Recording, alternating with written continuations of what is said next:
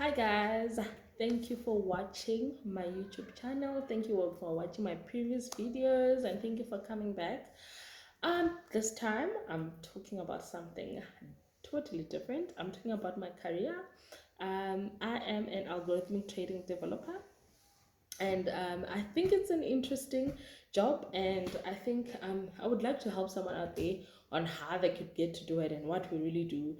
And so I decided to start um, on a journey to explain the journey of how I got here, what I studied, and how and essentially my CV. I hope it's not boring, and I hope my CV is not boring. I think it's interesting. So so I studied 2008 was my first year. So I studied computer science and pure mathematics. I majored in those two, and back then it was called applied computing. I'm not sure what it's called now. And then I studied that in UCT, and I did that to honors level. And the reason I did it in honors level, then 10 years ago, companies, banking companies, and big corporates only took students who had 4-year degrees, not 3-year degrees. So, my first job. So, I started in the banking sector. It was then 10 years ago, guys. It was so interesting to be working in big corporates, to be working in banking, and I really wanted to be there. And I made sure I applied. I applied to like literally all banks in South Africa. And I got one reply, but anyways, and this it was the company that I worked for. So unfortunately, I'm not gonna talk about which companies. You can assume or whatever. I don't want to get in trouble, guys. Still love my job. I still love where I am. I'm not bashing any company. And hey, my son needs to eat, guys. So I'm not gonna bash any company here. So I worked in the banking sector. So my first job. So let me talk about the first department. So the department I was working on, it was reporting and data analytics department. So for the central finance, so where your income statements happen, your for the whole bank, your balance sheets, and I mean there's different kinds of reports, and the reason those reportings are done is so that it can be reported in SARB and the Reserve Bank, because our banks need to report like yearly, quarterly. There's other that are daily as well to the SARB, because they are heavily regulated. So they were dealing more with data, with analyzing data and adding rules to data, um, having artificial intelligence on the data. So specifically when I started, so remember I'm a graduate, I know nothing, I just did Java developer, and when I'm doing Java development in school, I was doing GUIs and and I had C++, some version of C++, I did some Python. So when I started here, I was a Java developer, a graduate, and I was given the smallest app in the whole food chain, not food chain, in the whole chain of reporting, in the whole reporting chain. I was given a system that was portfolio hierarchy system, which was used for creation and management of portfolios associated with transactions that were being done in the banking sector. This was, even though it was small, but it was big for me, because this was like enterprise level, and we're talking about a system that was a web application. Was on a web application, and it was running on an application server. This was big for me, and I remember my first ever project was to upgrade the web server to the latest version, guys. That I was thrown in the deep end, but I appreciate being thrown in the deep end, because I mean, even though it took me time, I managed to, and in that I learned a lot about the system. I ended up being like the SME of that system, and I had to actually move to other systems because that became too small for me, so I stayed in the same team, and moved to different systems. I mean, I moved to a lot of systems. There's a lot of web applications there, and that are based on Java, different front ends. And I stayed there for about 4 years.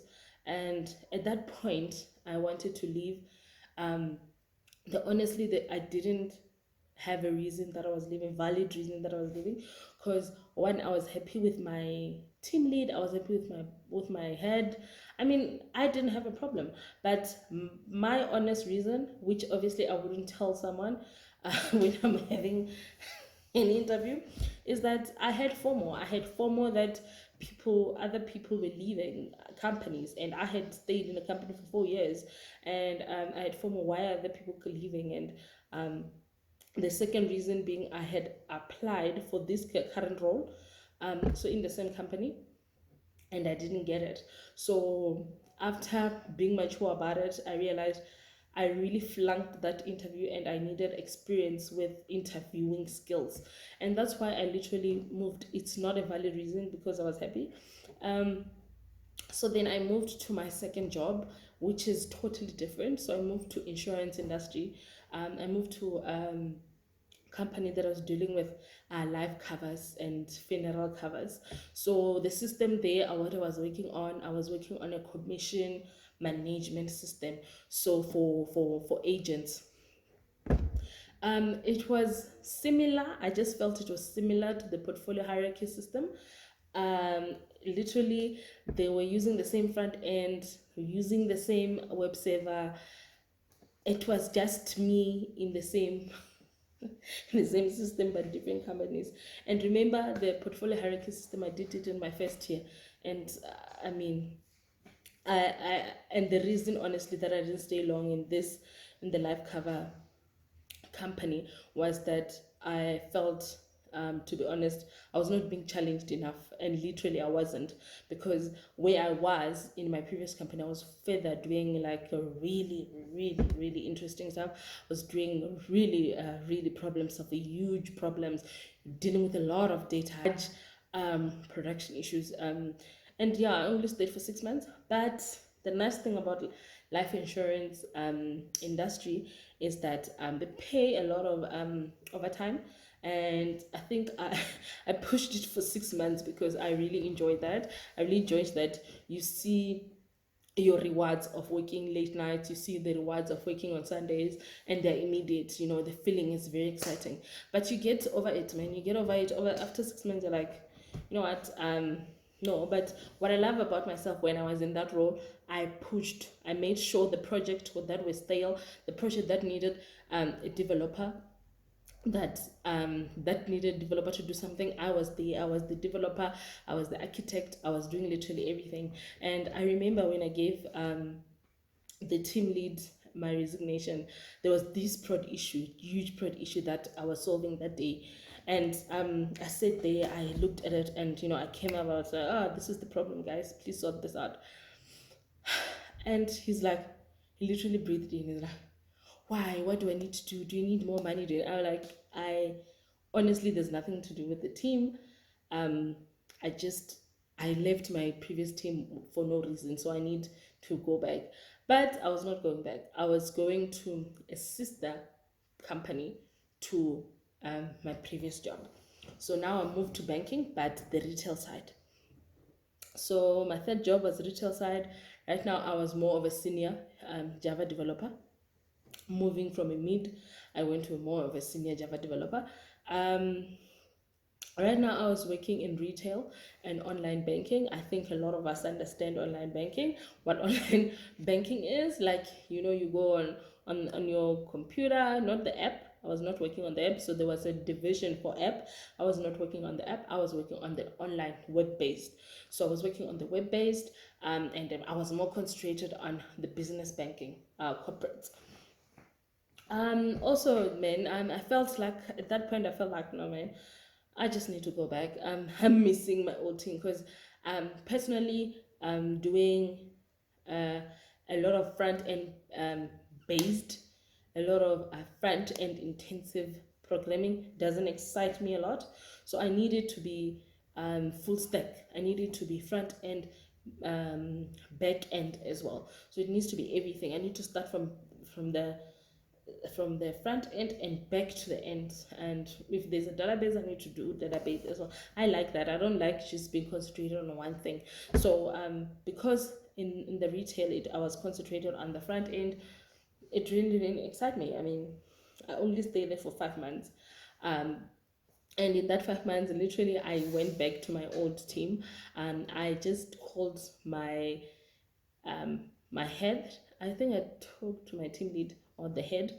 I was talking to actually both. And I said, I think I'm done with this moving and I think I want to come back. And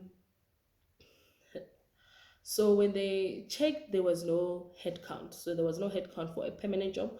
So they said you would need to be contracting. So I thought about it. I said, you know what? I don't have a child then. I don't have anything. I'm not married. I mean, I can take a risk. I can take a risk and be contracting. One thing about contracting is that you get paid more. You literally double what you were getting, and you can literally charge them whatever you want. Not really, but I mean, there's a cap, but you tell them what you want. They are not basing it on your previous salary. So I went back, but this time I was more of a. There was a lot of senior people who had left to pursue other careers, to pursue other in other companies, and now I was like the senior person in my old team, which is my first job. I was the senior person, the subject matter expert. Like literally, I was the go-to person for issues, data issues, for design. Like I was designing, I was architecting, like I was doing literally everything. And I lasted there for another 3 years. So it was back in the banking sector. I lasted there for another 3 years. At that point, I knew that because at that point I was now married, and I wanted to. Um, there were two things.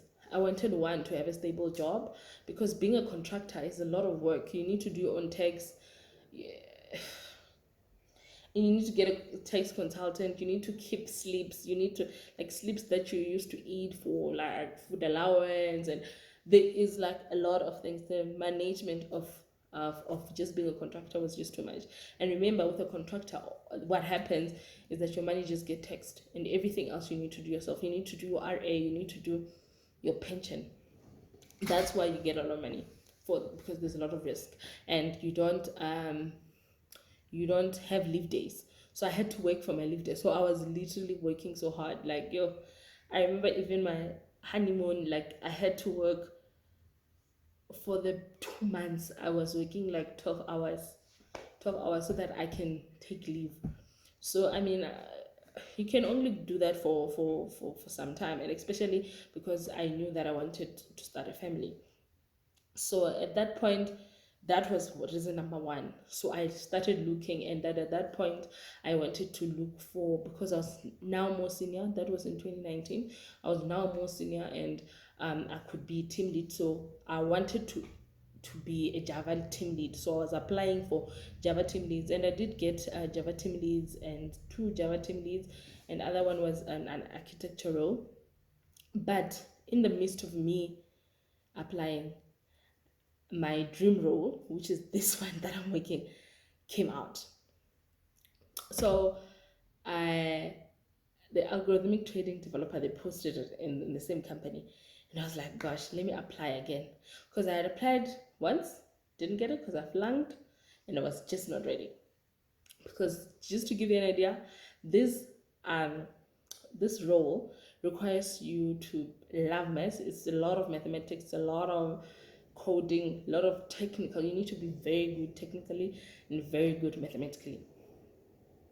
So I said, you know what, this time this role is mine. I mean, at that point, I was a senior Java developer, and I had a lot of experience. I had a lot of experience with literally managing data, concurrency, latency, low latency, like literally, because algorithmic trading, literally what we do is you automate trading. So what you think what a trader does, we automate it. We automate pricing, we automate execution of trades and orders, we automate hedging. So literally what a trader does. So work with the trader to actually automate what they do, and that is low latency. So you cannot have the execution of trades that are taking seconds. You're talking about nanoseconds. It needs to be fast, and we're dealing with a lot of trades that are happening. So it was very exciting for me. So I got that job in 2019, and at that point I was definitely um, prepared. I was definitely mentally myself prepared. So yeah, and that's has been happening for 2 years. So I've been in the role for 2 years, and it's a very challenging job because every day is a challenge. Every day it's a challenge. You you think you know it yesterday, and today it brings you different things. So just to give you an idea, I do pricing. So there's a lot of instruments that we do pricing for, but obviously because there's a lot of not a lot of us, there's different developers. So there's people who do like this instrument, So I do FX. So you know your FX trader that you see that are scamming people, they are actually legit FX traders. So what I do, I work with an FX trader, FX forwards to be specific, trader. I help him with pricing of his forwards. Like he prices overnight, Tom next 3 months. So he prices those, and I help him with pricing, with automated pricing for those. And I also do bonds as well. So pricing of government bonds, automation for that. We help traders with that as well. So there's different steps. So my expertise right now, because I've only been there for 2 years, is on bonds and FX forwards. So it's literally here because the one other interesting thing about it, you work with the trader directly. So there's no BA, there's no tester, there's no. So I do everything. I speak to the trader, and the trader tells me what the system should be doing, and I literally implement it.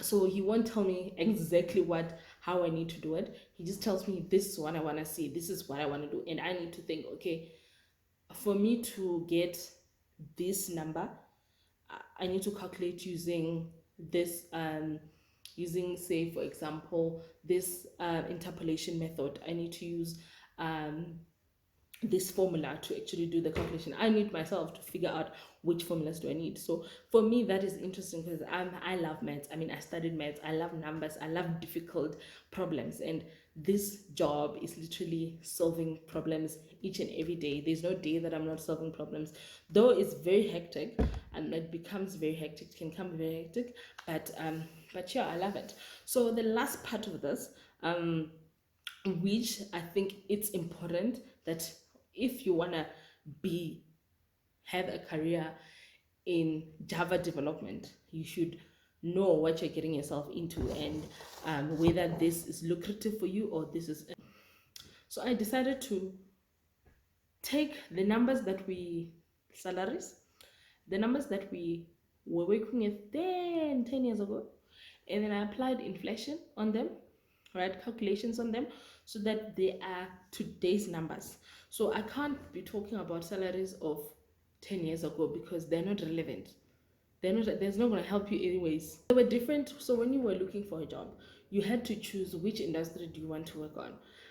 Do you want to work in something that is exciting, in which exciting things, new technologies? You would find that in startups.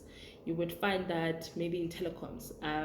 But those kind of jobs, which are exciting and they didn't pay at all. They didn't pay. So they were the least paying jobs, and it was a choice that you would make. I mean, in today's money, if you chose to do those exciting jobs, which are good, I mean, you can learn a lot. You can learn a lot of front end, different technologies and front end that are being used,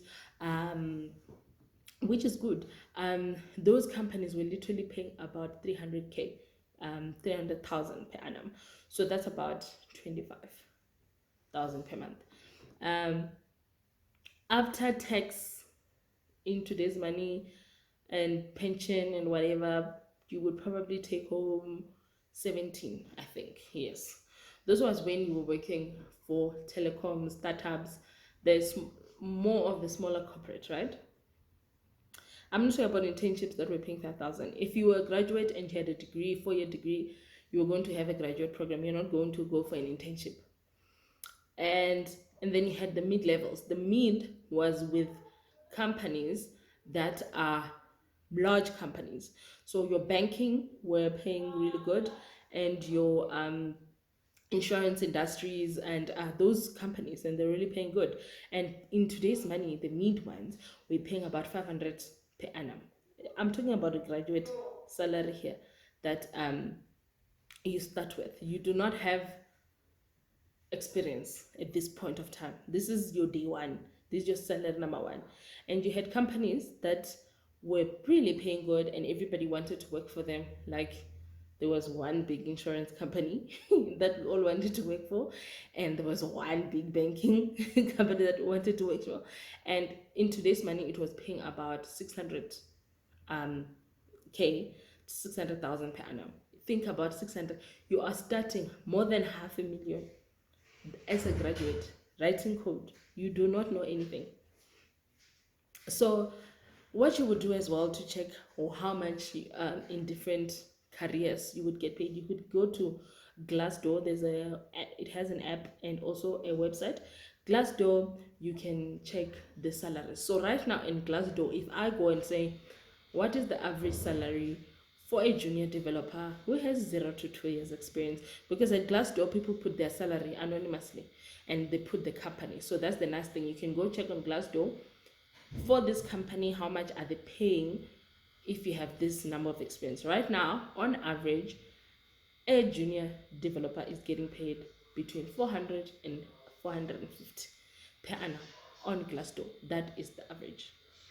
So if you wish to be a Java developer, you would definitely be getting, I would say, with corporate you would be getting 450, with the smaller companies about 400. So you should look at that. You should be looking at that. So those are the numbers that I have experience with in my experience, and I'm talking about things that happened 10 years ago. And I mean, right now there's COVID, there's whatever, companies might decide to not pay you, but trust me, with the Java development there is no such thing. Java developers are in need, they're in high need. There is always, in literally in the company that I'm in, when there is the roles that are out, there is always a Java developer that is required. So if you are getting paid less than 400,000 and you're a junior, please look for another job. You are being underpaid. So just go look at Glassdoor, and I hope that will help you. So I hope that gives you an idea on how the Java development journey is into going into the algorithmic trading. And yeah, and please don't forget to subscribe. That red thing right there, just click it. And yeah, hope to see you in my next video. Thank you.